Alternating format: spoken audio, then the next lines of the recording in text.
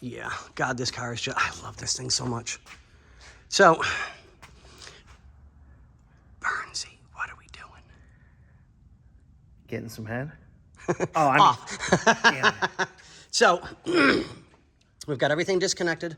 All the nuts and bolts are done and taken off of the head. And we're just getting ready to pop it up and pop it off. But these things are a little heavy. So I may have one of the guys from next door or wait until Bobby gets here. Because he's on his way, so he should be here. I like that. I'm looking at my watch. Can you tell what time it is? A hair past the freckle.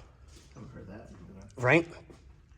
So maybe to get some people here that we can lift this up because it is heavy and I do not want to take any chances at all.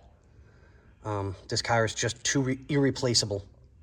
I mean, it's all, I mean, literally, it's 100% original. I mean, just absolutely stunning.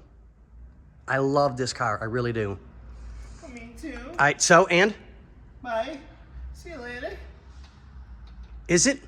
No, it's not. I thought it was him. No, It's not he who shall not be named. But yeah, we're going to try and pry up on this a little bit, see if we can't get it ready to go, and go from there. All right, guys, we'll show you when we're ready. See ya!